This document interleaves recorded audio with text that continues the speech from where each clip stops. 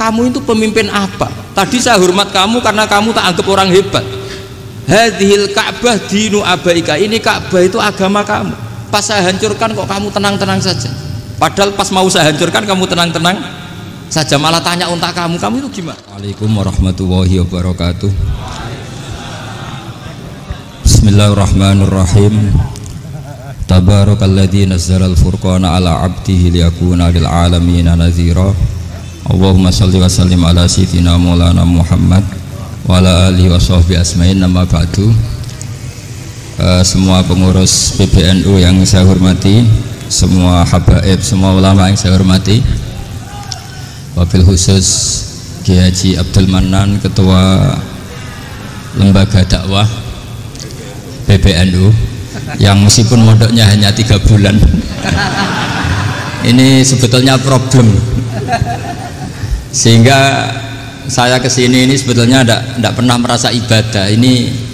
Ini bukan dakwah, ini show dakwah. Jadi yang namanya dakwah itu ya orang-orang di kampung nggak bisa ngaji diajarin ngaji, seperti saya di Jogja, di Rembang. Kalau ini show dakwah, dan ini ada agak kesalahan karena mondoknya hanya 3 bulan. Jadi tidak bisa bedakan mana dakwah mana show dakwah. Ini jelas show itu. Mungkin yang benar-benar dakwah yang sekarang sedang bikin masjid di pedalaman Kalimantan, pedalaman Sulawesi, atau saudara-saudara kita yang di Korea, saya kemarin di Korea, itu dakwah betul. Kalau ini agak-agak tontonan. Ya tapi masih bagus lah melihat wajahnya Habib, ulama itu ibadah. Tapi begini ya, yang jelas saya berharap sekali, saya diundang sekali ini saja, jangan diulang. Karena mencintai ulama itu baik, tapi ngatur ulama itu dosa. Ini jadi ini harus dicatat. Jadi Imam Malik itu kalau diundang tuh marah, meskipun yang undang tuh seorang raja zaman itu, Harun ar-Rasyid. Beliau minta supaya Imam Malik baca Muwatta di istana untuk anak-anaknya, padahal seorang presiden mau ngajari anak-anaknya. Imam Malik marah, masyhur gitu, al ilmu yu'ta la ya'ti, ilmu disowani, ora kok ilmu yang sowan. Di mana-mana timba itu ke sumur apa sumur yang ketimba?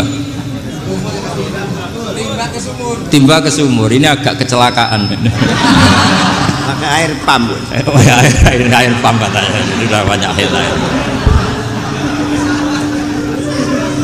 Sehingga saya kata orang banyak itu di SK-kan PBNU, tapi itu tidak pernah saya pikir. Karena saya melakukan kebaikan itu sebelum dapat SK.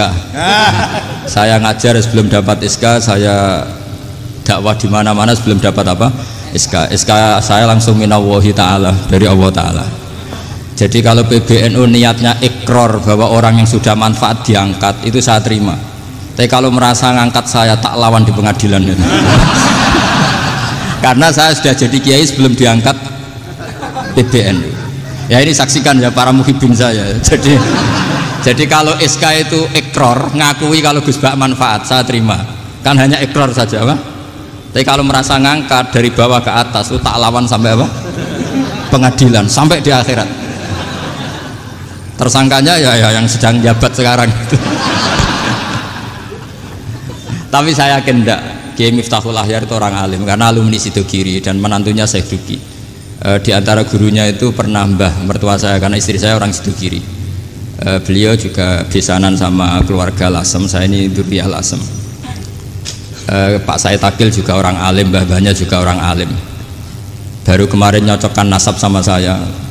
Buyut-buyutnya beliau itu adik buyut saya, pernah cocokkan sama saya. Gus, saya sama saya tua mana? Tua saya, buyut kamu adik buyut saya, kata saya gitu. Tapi saya tetap hormat sama beliau karena ya pernah sepuh umurnya setidaknya. Jadi saya ulang lagi, ngaji seperti ini itu sebetulnya lebih ke show, pertunjukan, supaya pertunjukan ini tidak dosa. Saya isi ngaji betulan tapi jangan diulang, karena biasa ngaji rutin. Saya di Jogja tafsir Jalalain sudah juz 23, pernah khatam hikam, sekarang Nashihul Ibad separuh. Saya ngaji di Sidogiri Itkon, di Sarang Balaghatul Quran, di Hajen Lubul Usul, tapi sarahnya yang Thariqatul Husul, sarahnya Mbah Sahal Mahfud. Jadi baru di sini ngaji bersaing sama orang yang mondok berapa? 3 bulan. Ini masalah ini masalah. Nggak boleh mondok itu harus buat tulis zaman. Tapi ya tidak apa-apa, mungkin laduni ya. Jadi kalau mondok cepet itu kemungkinannya apa? Laduni. Begini, tapi saya tertarik apa yang dikatakan Kiai Haji Abdul Manan tadi menyangkut kalimat tauhid. Saya ngaji di mana-mana bilang, kalau ngaji itu yang tahqiq itu detail. Detail itu bahasa Arabnya tahqiq. Jadi kita misalnya berpikir secara jernih, orang yang kafir 70 tahun itu pasti menjadi muslim karena melafadzkan la ilaha illallah. Dan itu bi ijma'il ulama. Semua ulama mengatakan demikian. Saya ulang lagi, itu bi ijma'il ulama. Karena mansus di Quran ada ayat qul lil ladzina kafaru iyantahu yughfar lahum ma qad salaf.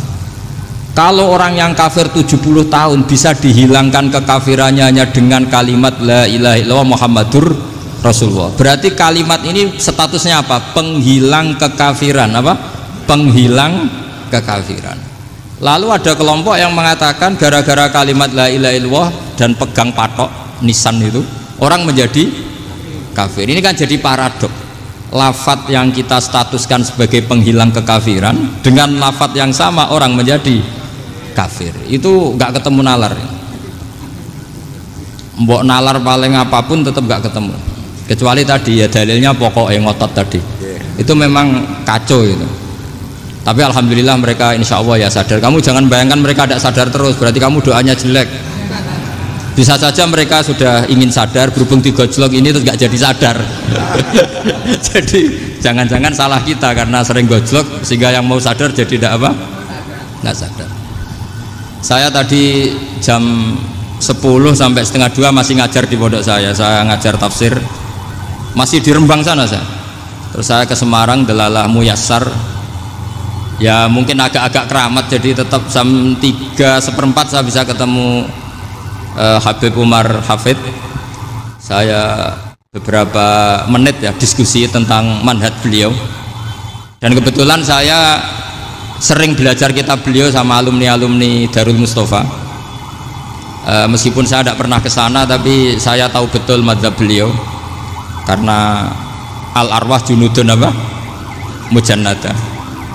Begini, saya sering dingendikani Mbah Mun, politik tidak jelas itu bagian dari kejelasan. Ini yang perlu dicatat. Jadi politik tidak jelas itu bagian dari apa? Kejelasan. Misalnya begini, siapa yang mengira Khalid bin Walid yang sangat musuhi Rasulullah, dia panglima orang kafir ketika ngalahkan Rasulullah di perang Uhud, akhirnya Khalid bin Walid masuk apa? Islam. Begitu juga Wahsy, qatilu ahabbin nasi ila Rasulillah, pembunuh Sayyid Hamzah, akhirnya juga masuk Islam. Begitu juga Abu Sufyan, dia pemimpin besar kafir Mekah ketika perang Badar, ketika perang Khandaq, akhirnya juga Islam dan menjadi mertua Rasulullah Shallallahu Alaihi Wasallam. Dari fakta ini kemudian banyak ulama alim yang ngambil sikap itu ya coro Jawa itu anggang-anggang. Anggang-anggang itu gak tegas, tapi gak tegas dari rumusan ilmu yang detail. Saya ulang lagi, gak tegas tapi dari rumusan ilmu yang apa? Detail. Bisa saja orang yang sekarang kafir suatu saat mukmin atau muslim. Bisa saja yang sekarang sedang fasik suatu saat soleh. Bisa saja yang mondok 3 bulan rois PBNU. Sementara yang mondok lama kadang Kiai RT. Tapi itu hanya hukum duniawi. Saya yakin yang Kiai RT ini PBNU di akhirat. Karena mondoknya lebih apa? Lama. Itu tak jamin. Saya juga berencana memimpin itu di akhirat saja, bukan di dunia. Makanya saya mohon SK itu berakhir muktamar mendatang. Karena saya sudah kiai sebelum diangkat. Makanya saya ulang-ulang, kalau pengangkatan itu niatnya ikrar, saya terima. Tapi kalau niatnya ngangkat, tak gugat di pengadilan. Ini tidak guyon, ini betulan itu. Ya, tapi ini hanya guyon saja. Nah, ini penting saya utarakan teori ngaji ya. Ini saya bacakan naskah asli Sayyid Umar Hafid supaya Anda dapat barokah beliau.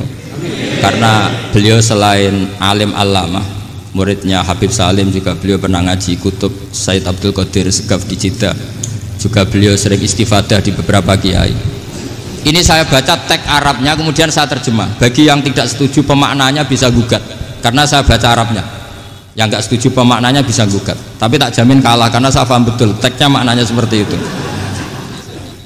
Logikanya tadi ya, ketika Rasulullah ngambil sikap tegas kepada Qatilu Hamzah yaitu Wahsy, dan ketika Rasulullah ngambil sikap tegas pada orang-orang yang mengalahkan beliau di perang Uhud, kaifa yuflihu qaumun fa'alu bi anbiya'ihim hakadha, bagaimana mereka jadi orang benar atau orang yang dapat kebahagiaan kalau mereka perlakuannya seperti Nabi seperti ini, yaitu Nabi sujja wajhu masyhur wa kusirat ruba, yaitu Nabi itu wajahnya terluka, gigi serinya tanggal. Orang-orang seperti ini tuh nggak akan bejo kalau orang Jawa, nggak akan falah. Tapi apa yang terjadi? Allah menurunkan ayat laisa laka minal amri syai'un aw yatuba 'alaihim aw yu'adzibahum. Muhammad itu bukan wilayah kamu ngecap orang, menstigmasi orang itu tidak wilayah kamu. Saya bisa saja mengampuni mereka atau menyiksa saya itu atau menyiksa mereka itu wilayah saya, kata Allah.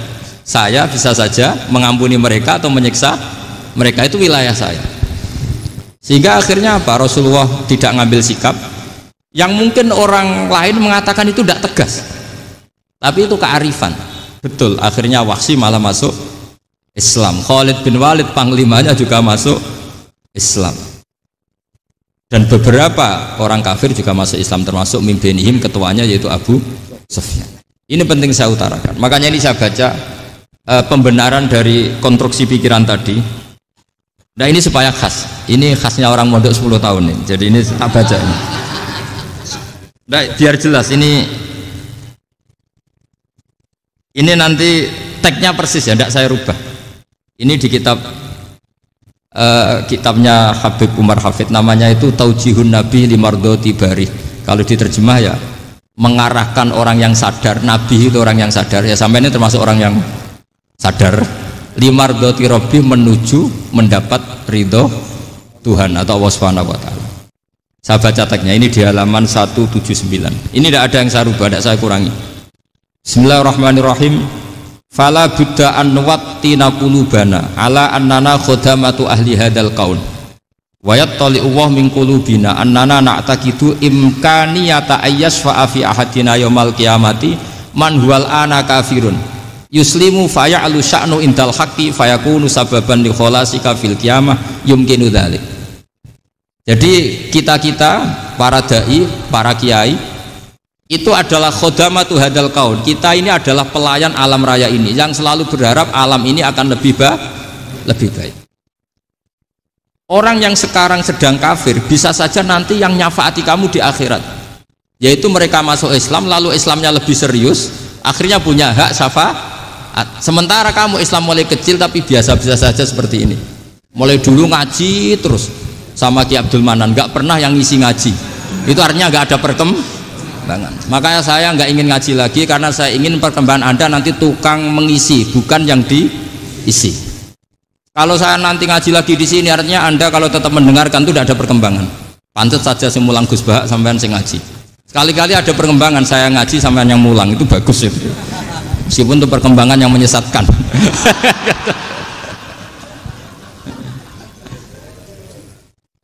Ini penting saya utarakan. Ini dawuhnya Said Umar ya. Orang yang sekarang sedang kafir bisa saja orang ini nanti nyafaati kamu, yaitu beliau orang ini Islam, kemudian Islamnya serius, maka punya hak syafaat. Sementara kamu Islamnya biasa-biasa saja. Itu masyhur kayak Sayyidina Umar. Sayyidina Umar Islam di hari itu langsung makomnya makom yang a'la, sehingga mengalahkan yang sudah Islam lebih lama. Karena Islamnya Umar itu menjadi izzatul Islam betul. Makanya jangan benci orang tegas teman-teman, kadang ya ada baiknya. Abu Bakar itu sudah Islam tapi layinal janib, orangnya santun. Kalau dipisai orang yang menengahi lah, kira-kira seperti itu. Begitu juga Bilal, Ammar, Suhaib. Singkat cerita, Rasulullah itu sering dibully ya, sering disiksa orang-orang kafir. Rasulullah berharap, wah kalau yang Islam gini terus repot. Melihat Umar ini petarung di pasar Uka, dia dapat uang itu kalau tarung, menangan. Kata Rasulullah, kalau ini yang Islam ya bagus. Beliau berdoa, Allahumma aizal Islam bi Umar. Itu kira-kira 2 hari dari doa beliau, Umar masuk Islam. Itu pertama masuk Islam itu orang-orang kafir diparani. Kalau kamu ganggu Rasulullah Muhammad tak bunuh. Semenjak itu orang kafir yang gentenan sembunyi. Sehingga kata para mereka yang Islam selalu jaya mut aslama Umar, ketika Umar masuk apa? Islam. Itu dalam satu hari Islam itu Rasulullah sudah ngendikan Umar yang Islam sehari ini imannya kalau ditimbang separuh ahli dunia masih unggul sama Islamnya Umar. Nah, bisa saja seperti itu. Jadi saya minta sama teman-teman yang mencintai ilmu, tidak tegas itu bagian dari ketegasan dalam ilmiah, karena kita ini tidak mengendalikan dunia, tidak mengendalikan hidayat, hanya Allah piyambak yang ngasih apa? Hidayat. Maka sikap kita laisalaka minal amri syai'un aw yatuba alaihim aw yu'adzibahum. Rasulullah yang ahabbul khalqi ilallah saja tidak boleh tegas karena semuanya potensi itu ada. Cuma kita tegas dalam kebenaran saja, tapi nggak perlu tegas dalam mengawal kebenaran. Kenapa demikian? Karena Islam ini agama yang akan dijaga Allah ila yaumil. Yang jaga Islam bukan PBNU, bukan PP Muhammadiyah, bukan kiai. Yang menjaga Islam namun Allah Subhanahu wa ta'ala. Makanya Sayyidina Umar itu kalau disuruh mikir Islam itu nggak mau betul.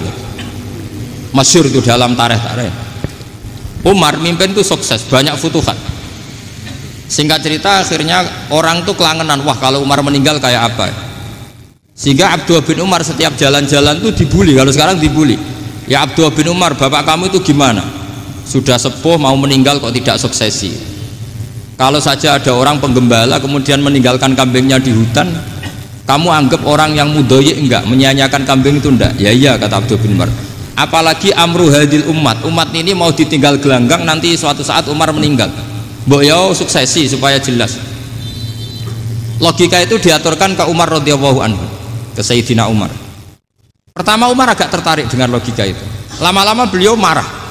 Tidak jadi. Saya tetap tidak akan istikhlaf, tidak akan suksesi. Dan saya tidak akan mikir Islam, katanya. Islam akan diurus oleh Allah Subhanahu.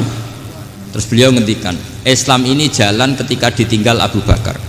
Bahkan ketika ditinggal ahabbul khalqi ilallah akramul khalqi indallah, yaitu Rasulullah Muhammad sallallahu alaihi wasallam. Coba Islam dulu dipimpin Abdul Qadir ketua wali, dipimpin Wali Songo, dipimpin orang top-top. Sekarang dipimpin mondok 3 bulan jalan. Karena Islam yang ngatur Allah Subhanahu wa ta'ala. Jadi ini penting. Loh coba ustadz tuh banyak yang nggak bisa ngaji loh. Tapi ya laku ya nggak masalah. Loh saya kemarin di Korea seminggu. Itu TKI jadi khotib, ada yang jadi mufti, ada yang jadi suriah. Itu ada yang di sana jadi suriah, pulang ke kampung angon kambing lagi. Loh itu teman saya kenal. Suriah Korea. Iya suriah Korea tapi. Artinya gini, bahkan masjid semua yang di Korea itu didirikan oleh TKI dan TKW. Mereka digerakkan Allah untuk mikir agama, karena agama ini milik Allah. TKI saja mikir. Makanya ini penting, yo dakwah tapi tauhidnya sing kenceng, jangan dakwah kenceng tauhidnya kendor. Itu bahaya betul. Saya ulang lagi ya, ini dawuh Habib Umar. Jadi kata beliau, fala budda an wattina kulubana, kita harus yakin seyakin-yakinnya bahwa semua kemungkinan itu mungkin. Makanya masyhur dalam tarikh ketika kafir Quraisy mau disiksa oleh para malaikat karena mereka sering menyakiti Nabi, kata Nabi gimana? Jangan. Saya berharap kalau bapaknya tidak mukmin, suatu saat anaknya mukmin. Masyhur dalam tarikh. Musuh Nabi besar siapa? Walid bin Mughirah. Punya anak Khalid bin Walid. Abu Lahab punya anak Darrah, itu mukminah yang baik. Abu Jahal punya anak Ikrimah, itu mukmin yang baik. Di Indonesia lebih hebat lagi. Bapaknya ra iso maca Quran, anaknya hafid.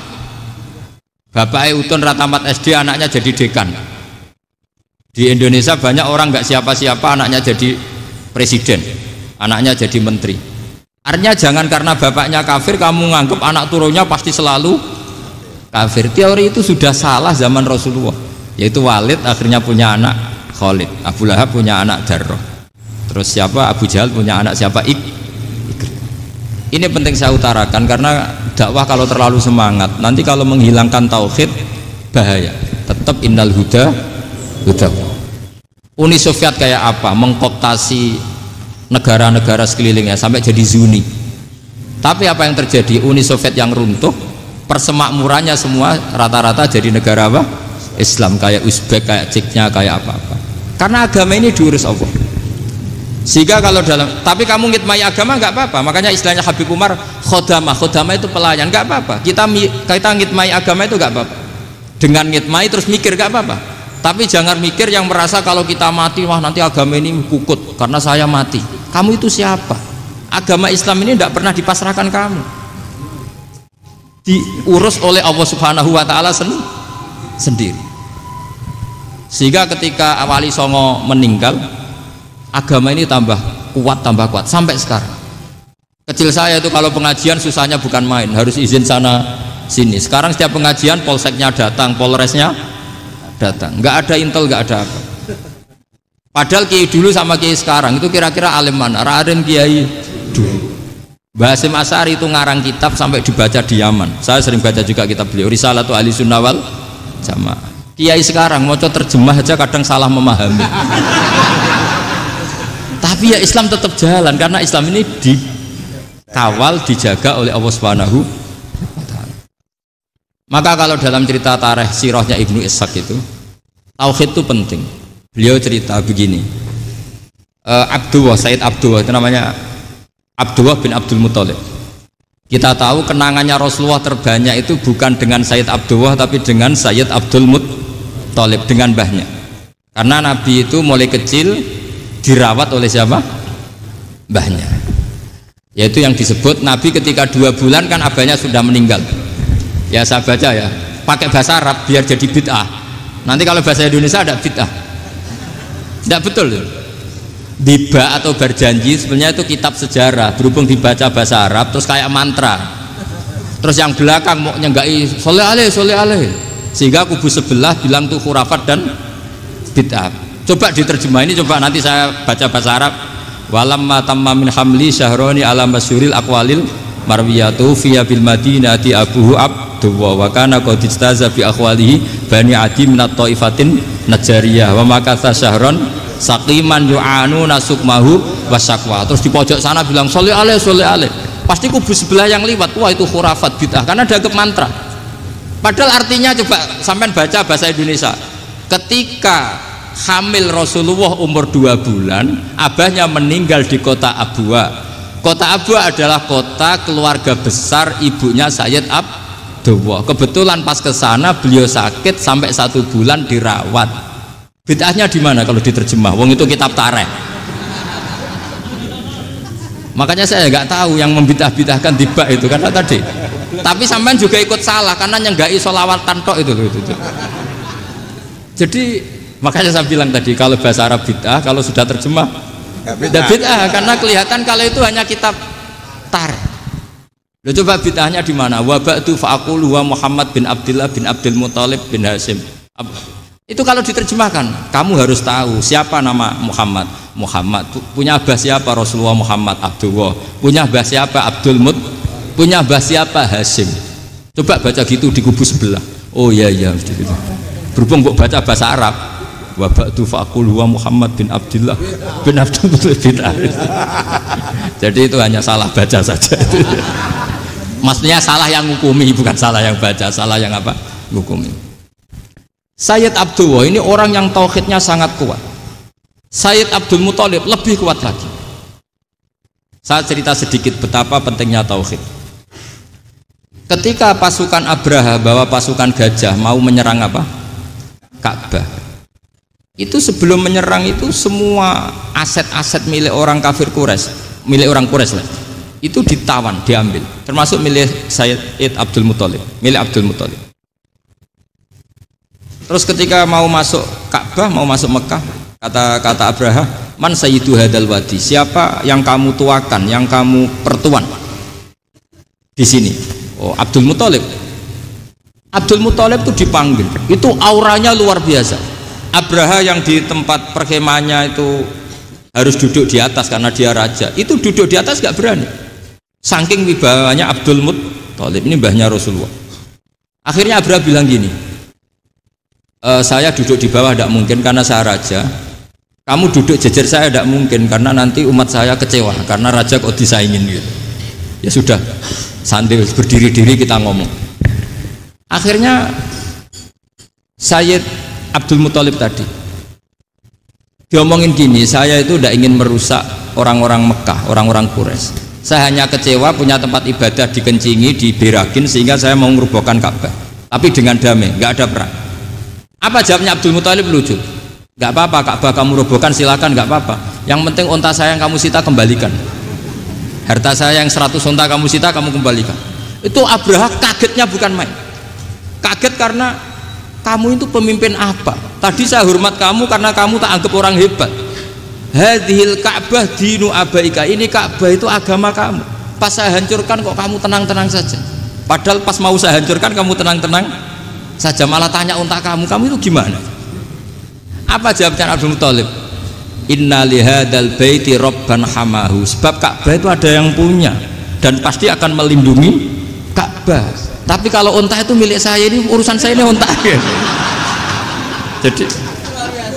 Jadi inna lihadal baiti robban hamahu itu tidak milik saya, itu ada yang punya. Ya sudah, biar yang punya aja yang jaga, itu tidak urusan saya. Akhirnya unta dikembalikan, aman deh, untung double. Terus akhirnya dia ke Ka'bah, fa'akhudha bi halaqatil bab, karena dulu apa itu halaqatil bab, karena dulu itu yang dipakai apa itu pegangan itu bentuknya apa, bulat, makanya diistilahkan halaqah apa, bulat. Kalau sekarang halaqah ilmiah itu seminar. Halaqah dituburuhi lain lagi. Ya. Pegang terus bilang gini, kata Abdul Muthalib, ya Allah, Ka'bah ini mau dihancurkan oleh Abraha, Ka'bah ini milik kamu. Saya mau ke gunung, mau melihat apa yang kau lakukan terhadap orang yang mau merusak Ka'bah. Terus Abdul Muthalib bilang ke umatnya, wa ya qaumi, ayo kita ke gunung melihat ma fa'ala rabbuna, apa yang akan dilakukan Tuhan kita terhadap orang yang mau menghancurkan Ka'bah. Jadi santai saja, santai. Terus Abdul Muthalib naik gunung sama orang-orang Quraisy. Abraha datang mau merusak Ka'bah, terus terjadi alam taro kaifa fa'ala rabbuka bi ashabil fil. Itu melihat, dan betul Ka'bah dijaga Allah. Islam juga gitu. Ketika Islam dikooptasi Uni Soviet, semua ulama, semua wali perasaannya hanya nunggu kehancuran Uni Soviet, karena pasti agama ini dijaga Allah. Saya setiap sholat, setiap munajat, kata ketika baca Rabbana lakal hamdu bil samawati wa mil'ul ardi. Dulu saya iskal itu janggal. Ya Allah, engkau zat yang layak dipuji, yang pujian itu memenuhi langit dan bumi. Pikiran saya kalau bumi ateis itu mujinya kayak apa? Tapi Masya Allah, ketika saya datang di Korea, bumi ateis, ternyata di sana banyak masjid, banyak tasbih, bahkan ada sakduna di sana. Karena Allah sudah ngendikan lakal hamdu mil'us samawati wa mil'ul ardi. Dan sekarang nyata, semua bumi ateis, bumi apa saja, ada tasbihnya, ada tahmidnya. Makanya sadaqallahul adzim ketika ngendikan sanurihim ayatina fil afaq walladzi arsala rasulahu bil huda dinil haqqi liyuzhirahu 'alad dini kulli. Makanya saya mohon sekali bahwa agama ini harus kamu khidmah. Tapi enggak boleh kamu pikir. Atau dibaliklah, khidmah maka memikir. Tapi tidak usah GR bahwa agama ini diserahkan sampean. Saya juga enggak ridho.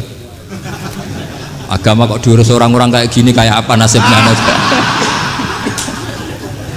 Jadi ini penting, karena rata-rata kiai alim itu tidak jelas. Terus oleh orang-orang yang nggak pernah ngaji itu, wah ini nggak jelas, nggak tegas. Islam itu harus tegas. Maksudnya tegas itu kayak apa? Tegas itu di wilayah kita. Kalau istri kamu mau diperkosa orang itu boleh tegas, itu wilayah kamu. Tapi kalau hidayat itu wilayahnya Allah Subhanahu wa Ta'ala, kita tidak pernah tahu. Bahkan yang sudah Islam saja, nyuwun sewu, itu nggak ada jaminan mati husnul.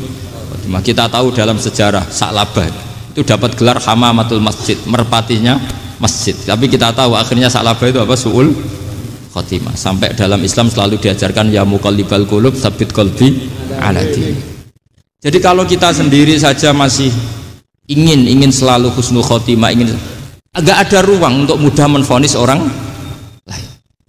Makanya saya salut sekali ketika Habib Umar menulis kita semua ini mengkhidmai hadal kaun, dan selalu berharap bisa saja suatu saat orang yang sedang kafir bisa saja suatu saat muslim. Nah soal kalau yang sama yang harbi menyerang kita ya tarung. Kalau Artinya kalau yang merangi kita ya kita wajib perang, kalau enggak ya habis kita. Seperti kita lakukan ketika diserang Belanda. Tapi ketika mereka musta'man, dhimmi, mu'ahad, orang-orang kafir yang mau berdamai dengan kita ya kita damai. Sebagaimana yang dilakukan Rasulullah SAW ketika berdamai dengan kafir Quraisy yang dipimpin Suhail bin Amr. Masyhur itu dalam tarikh. Singkat cerita kan Sayyidina Ali ini pernah konflik sama orang Khawarij. Kata Sayyidina Ali, ya sudah lah, namanya kita musuhan, kita tidak usah ketemu, pakai mediator, kata Sayyidina Ali. Kata orang Khawarij, ini apa-apaan kok butuh mediator, nggak ada Qur'annya, ada hadisnya. Kira-kira kalau Pak Sayyidina Ali orang Jawa, nggak ada apa tidak tahu. Walhasil Sayyidina Ali akhirnya baca ayat, wa in khiftum shiqaqa bainihima fab'atsu hakaman min ahli wa hakaman min ahliya. Jika suami istri tengah konflik, maka yang keluarga suami kirim mediator, yang keluarga perempuan juga kirim.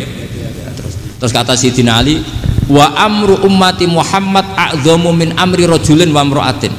Kalau suami istri saja ketika konflik butuh mediator, apalagi ini kelompok besar pasti lebih butuh mediator. Akhirnya lalu mediatornya siapa? Kata Sayyidina Ali, ya siapa saja yang penting baik. Ditunjuk seseorang, diprotes sama orang Khawarij, ini orang nggak kredibel. Oh, terus Sayyidina Ali marah-marah. Rasulullah itu pernah berdamai dengan orang, bahkan orang itu kafir, yaitu Sulhul Hudaybiyah. Nabi itu berdamai dengan orang yang bernama Suhail bin Amr ketika itu kafir. Makanya ini menunjukkan bahwa musolahah ma'al kufar itu boleh demi kelangsungan bernegara, berbangsa. Kamu tidak usah meragukan reputasi NU. Ketika dulu kafirnya kafir harbi zaman Belanda, ya Mbah Hasim fatwa apa? Jihad. Jadi jangan kira tidak tegas, kita tegas sekali, justru kita yang punya masa lalu tegas. Tapi kepada siapa dan dalam konteks apa?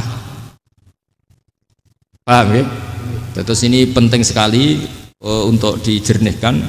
Ini saya baca berikutnya nanti, tidak supaya tahqiq. Saya syukur sekali, saya tadi sekaligus minta ijazah sama Habib Umar, dan memang saya ngaji ini lama sama teman-teman alumni Yaman, cuma belum pernah ketemu mu'alifnya. Tadi saya ketemu minta ijazah itu dan beliau senang sekali, bahkan sempat bikin tulisan di kitab saya ini. Sama tidak perlu baca, karena kalau bisa ya biasa, kalau tidak bisa malu ya sudah, tidak usah baca sudah. Terus ini kata beliau, ini masih saya teruskan. Nahnu min hadhil intilaqah naktasibu thabatana wa quwwata yaqinina wa illa fa fil ardi mu'aridun wa muntaqidun wa mukhalifun min akhyarin wa asyrarin sholihin wa fasikin muslimin wa kuffar. Kalau kamu punya satu metode ilmiah, metode dakwah, kamu harus siap, karena pasti ada yang menentang. Yang menentang itu ya mulai orang soleh, tidak soleh, orang macam-macam. Jadi kalau sudah punya manhaj, memang dari awal harus siap apa? Ditentang. Jadi misalnya PBNU punya kebijakan apa, ya sudah siap saja dibully. Itu pasti itu, karena nggak ada manusia semua suka, semua benci. Kata beliau, anta in kunta fi syakkin min hadzal maslak wal manhaj fattabi man syi'ta wasaha angka ghaniyah wa in kunta ala yaqinin annahu al huda wa mirasun nubuwah wa annahu haqiqatu tarjamatil ahdi ma'rab fala tata'athar min kalami ahadin yakunu mangkana. Jadi intinya kita mengawal Islam secara rahmatanil alamin itu justru kita berharap menjadi simpatik dan menjadikan mereka menjadi Islam. Jangan ketika simpatik dianggap gak tegas. Saya masih ingat betul dawuh Mbah Mun, hak sekseni, kata beliau, saya masih ingat kalimatnya, sekseni aku ra tegas itu berdasar ayat laisalaka minal amri syai'un aw yatuba alaihim aw yu'adzibahum, karena potensi sosial itu bisa rubah. Orang yang sekarang kawan kamu bisa saja suatu saat jadi musuh, yang sekarang musuh kamu bisa saja suatu saat jadi kawan. Terus kamu ngambil sikap tegas dalam sesuatu yang nggak stabil seperti ini, lalu tegas itu kan nggak pada tempatnya. Makanya yang seperti ini kata Allah pakai asa itu menawa-menawa. Asa wahu ayyaj'ala bainakum wa bainal ladzina ataitum minhum mawaddah. Bisa saja orang yang sekarang musuhan dengan kamu suatu saat dijadikan mawaddah. Kamu udah mawaddah itu saling mengasihi. Kamu udah usah tanya, wallahu qadir kata Allah, karena Allah mampu. Jadi dalam hukum-hukum sosial Allah seringnya bilang apa? Asa. Misalnya wa asa an takrahu syai'a wa huwa khairul lakum, wa asa an tuhibbu syai'a wa huwa syarrul lakum. Karena masalah sosial ini semuanya asa, yang pernah tahu siapa? Bisa saja sekarang saya Rois Suriah, nanti SK-nya nggak turun lagi, tapi saya tidak apa-apa. Bisa saja nanti santri 10 tahun dipimpin 3 bulan, nggak apa-apa. Bolak-balik nggak apa-apa, saya tidak akan kecewa. Karena masya Allahu kana wa malam yasa lam yakun. Assalamualaikum warahmatullahi wabarakatuh.